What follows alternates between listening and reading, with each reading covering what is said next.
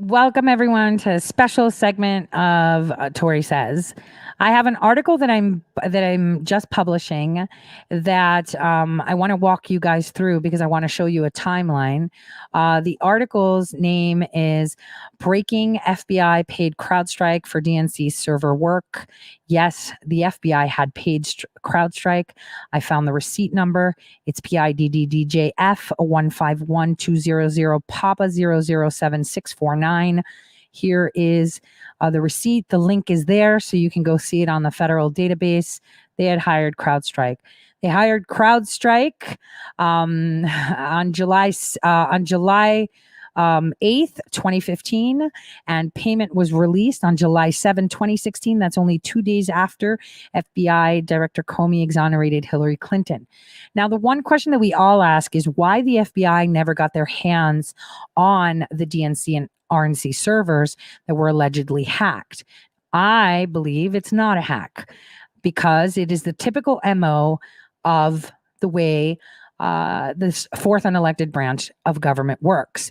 Now, in this article, you're going to realize that CrowdStrike was not only partnering with the FBI to help them exonerate Hillary Clinton, their job in that scope of work that they did was to locate her emails that were still living on some other server that is of public interest that could be subpoenaed and looked at, and to trace back and try to figure out who was the one that had tipped off Congress by evaluating all the information they had.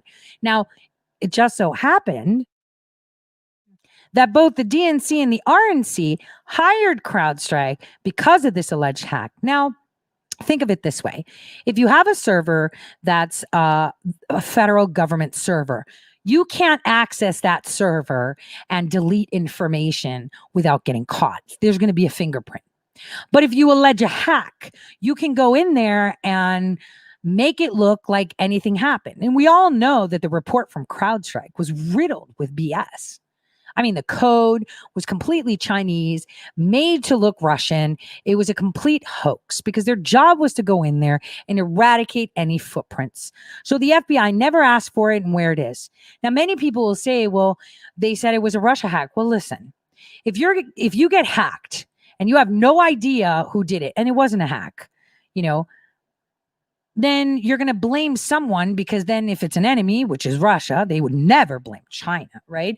But Russia, they can then say if any of that came out, they'd be like, oh, they're a Russian agent and they made that up. We never made an agreement with this country. We never negotiated with terrorists in Lebanon.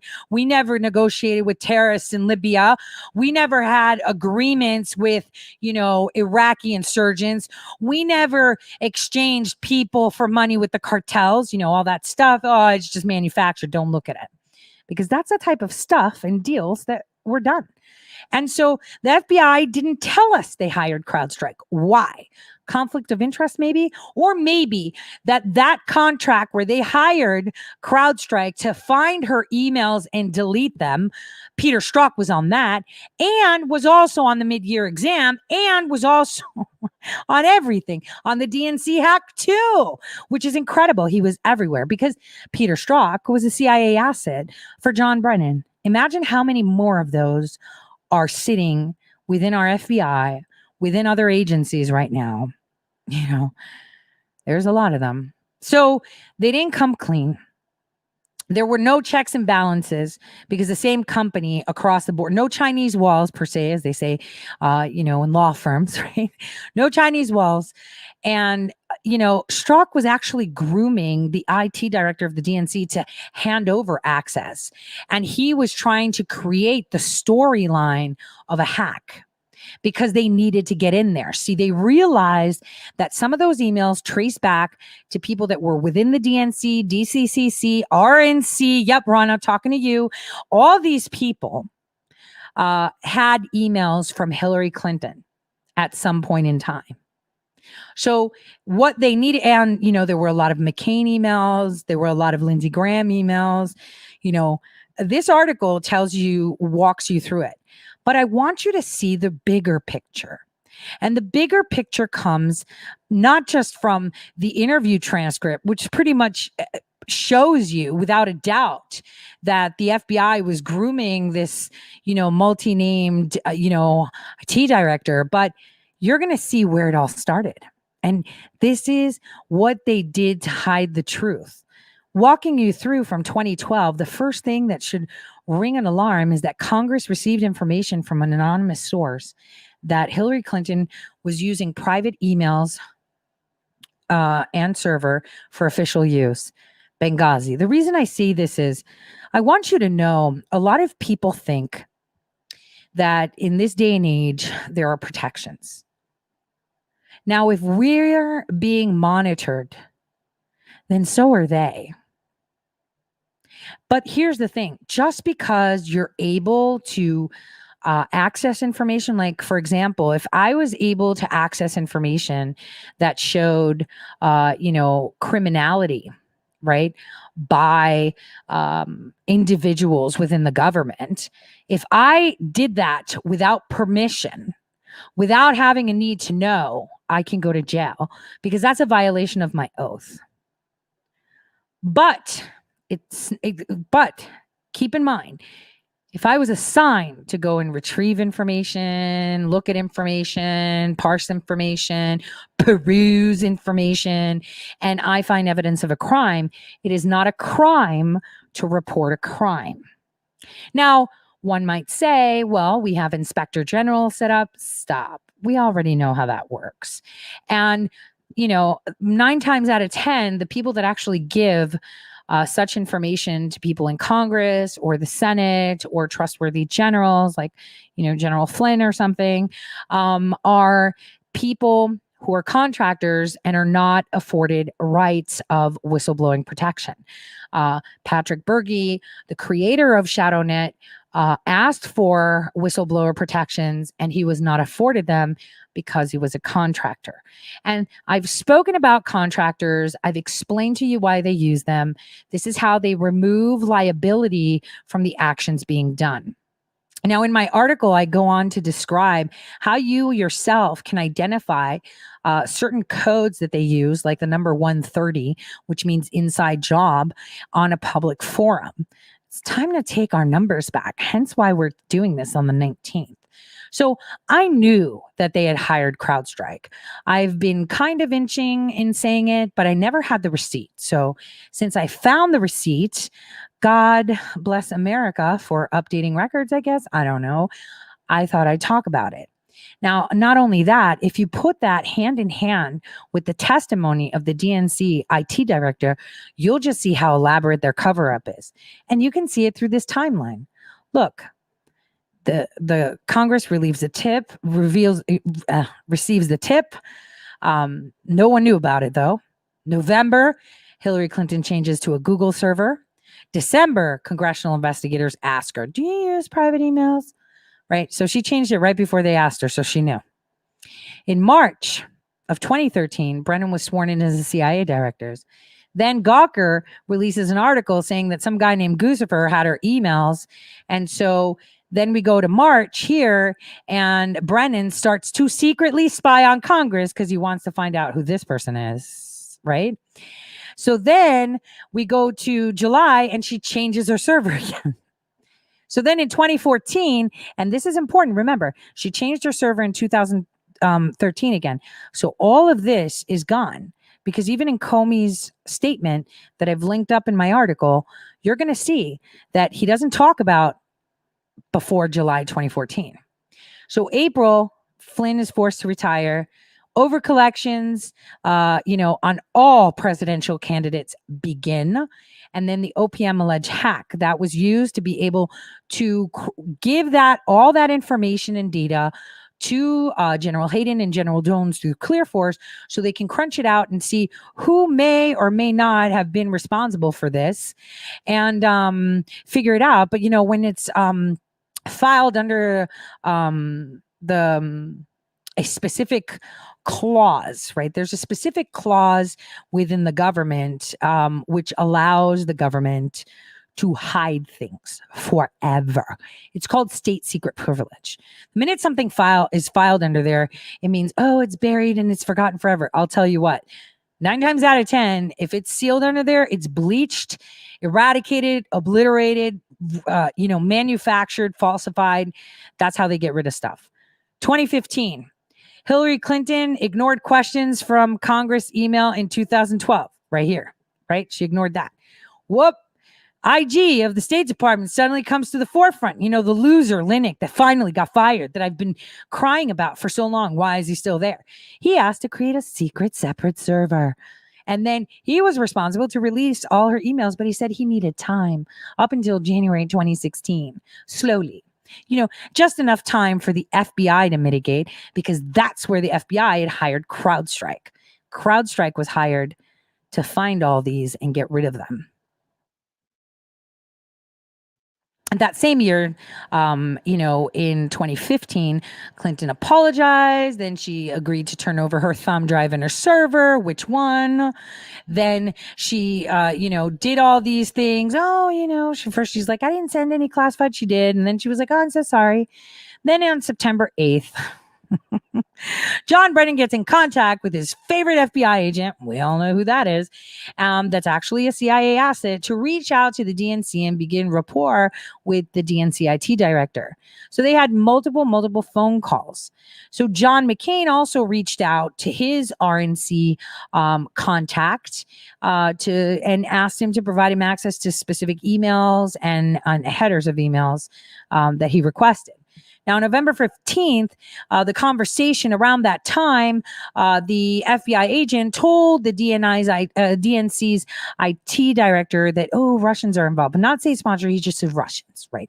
He was telling him, you're going to see these phishing emails. You're going to see someone coming in and hacking into the emails and like deleting stuff. So he was getting him ready. He was telling him what he was going to see. Right? You're going to see this. And the guy couldn't see anything. Like, he searched and searched and searched, couldn't find anything. Now, in December of 2015, coincidentally, the DNC finally gets a new firewall, which means all the logs and stuff are now gone. Right? So then we go to January of 2016. The FBI agent asked the IT director to look for specific indicators. We had, this one is wrong. I'm going to edit it. It's January, the first meeting, but the DNC IT guy couldn't find anything again that the FBI claimed, even with like, here, look for this / blah, blah, blah. He looked and couldn't find anything. The RNC server was imaged in February. And so was the DNC server. It was imaged without the IT director's knowledge, obviously. And that happened when the 2 FBI agents turned up. Just saying. So in March, the FBI agent that was involved in the DNC grooming of this IT director, saying, we're just looking for emails that are hacks, meets with Sussman, who was, by the way, Hillary Clinton and the DNC's lawyers, just so you know. And they meet and discuss the DNC server and supposedly mid-year exam emails, planning it out, basically. So in March, it was determined by CrowdStrike that, hey, someone used something called Chinese tech. It was not. It's similar, but it's not. It's Dooku. It's like Dukes, they call it, right? It's like uploading data to an unknown location as it's being extracted. So if I give you like a USB drive, there's software in the USB drive that allows the computer to recognize that it's a USB drive so you can load stuff on there, right? So just think of it that way. That goes for high capacity hard drives, high capacity SD, et cetera, et cetera. So, it means that the government device that they used to image the server had malware in it. And the way this works is, you load all these files in, and then, I give you the USB key and it's loaded with this data. And the minute, you get to your computer and you put it in and start extracting or opening files or copying files, whatever you're doing, that's already working. It's connected to the internet and it's uploading everything. So it has already unloaded the data on your computer, put it in there in a corner, and it's sending it in packets as it can. Huge, massive upload that could take days to upload, just so you know. So they determined that there was this malware when they did this. So in March, we also had that Ted Cruz and President Trump were the favors, and they were leading in the polls. So entrapment started. So they were investigating Ted Cruz because there's FISA warrants on Ted Cruz too, and others. Just so you know. Well, it's just Ted Cruz, I think, and they were looking at Marco. He's like one of them. So I mean, I don't even know why they were looking at him, but anyway. So they started this whole trying to plant things because now they didn't know who had this information, where it went. They needed to find out. So they started sending spies into all campaigns because they were like, holy crap, if, this gets out and one of these candidates gets it, they're going to use it against us as blackmail. Now I want you to think about it, okay, for a second. Google, Silicon Valley, all of them. Imagine how much blackmail they have on all these clowns. Imagination. Just think about it. So anyway, so we go here where we're in March of 2016. They're starting to do plans. They're starting to do things. And then, they hire at the beginning of April, they hire CrowdStrike. So CrowdStrike comes into the scene, and then just as CrowdStrike comes into the scene to supposedly assist in helping locate what the FBI was telling the DNC IT director, but he couldn't see any of it, right? The FBI slams them with like a request, hey, we need all these logs. So what do? They call in the lawyer of the DNC, Sussman, and Sussman's like, yeah, we're totally going to give it to them. Maybe you should partner with CrowdStrike and they'll help you. So they start, collecting because they know over days they're going to be uploading a lot of information to a secure, cloud where the FBI will download it with a special key.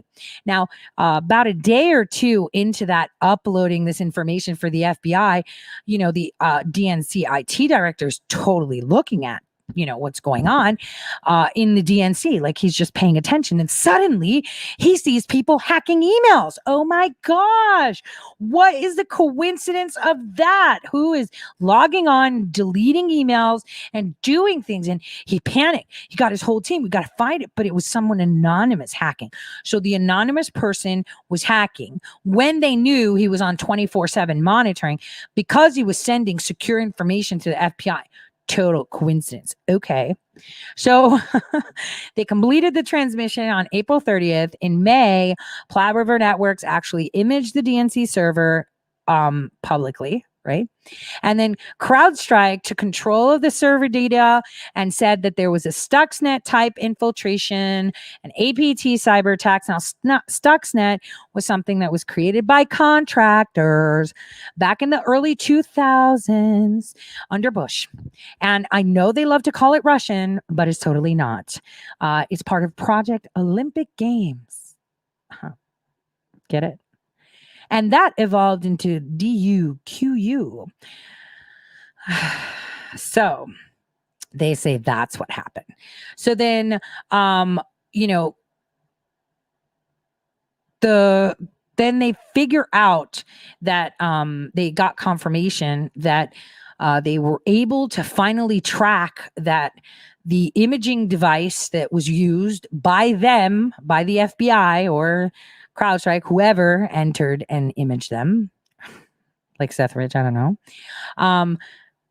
That imaging device actually uploaded all that data over a period of a couple of days. I think, okay, I'm not going to say, to a forum, like a forum where people post, like you chat and it's like posting stuff and whatever. And they knew that it was ripped. So they traced it back to this anonymous board from some tracers that were on Think. So now we go to June. CrowdStrike had already eliminated, bleached, assessed the DNC server, RNC server. They deleted all the emails they were hired to do. And they also gave, a report that the FBI so nicely took in where they used Chinese code and they to mimic Russian code and made claims that Russia hacked the servers, because there are programs like that. And it was so sloppy too, because you could totally see the seam. But anyway, so then in July, CrowdStrike was paid $150,000 by the FBI 2 days after Comey made his announcement that Hillary Clinton is not going to be prosecuted. She was just really careless. And they got a couple millions from Perkins Coie, Hillary from America, the DNC, Fusion GPS, and Penn Quarterly Group. Interesting. Isn't it interesting how they failed to mention that they had hired CrowdStrike? Why would they fail to mention they hired CrowdStrike? Well, it would mean that the DNC and the RNC could not hire CrowdStrike either. It's like having the same company check its work and cover for it. Come on. So I hope you enjoy this. This is pretty groundbreaking because now we see that the FBI literally paid CrowdStrike and they called it an urgent, critical component that was necessary. So they didn't tell us. I have put in here the transcript that clearly tells you how, this gentleman had no idea. They wouldn't show him an IP address, web domain, nothing. They were just dogging him around to groom him. I mean, this is typical MO of how Brendan operates. This was a beautiful plan put together and they all worked together. And again, this wasn't just about President Trump. See, this was to obfuscate her emails, locate who the leaker was in their eyes, right? Was a leaker. I mean, if you gave someone permission to access it and you committed a crime, is all your fault. But the byproduct was creating the enemy in case the information came out, right? Oh, Russia just made that up. That's all fake. We can't trust Russia, right? But what they did was they pinned it on President Trump because they realized that he knew all their dirty laundry and he knew about them spying and he knew about all this. So then they were like, oh my gosh, he's in bed with the group of people that did... Let me go back to it. That did all this. Like the people that did all this, he's getting information from them. He's got everything. And at that point, I'll let you read the article and peruse it because this timeline is only about the DNC. There's a lot more happening here than what I've put in. I actually saw a mistake. Where is it? That one. It was January. See? I edit. So my article is going up, but I wanted you guys to walk through this. I will link the video in the article as well. So now we want to find out, what did they hire CrowdStrike to do? And I can tell you that CrowdStrike was hired to do just this. On that note, God bless everyone. Happy Sunday. I will see you tomorrow, 12 to 2 Eastern time. God bless.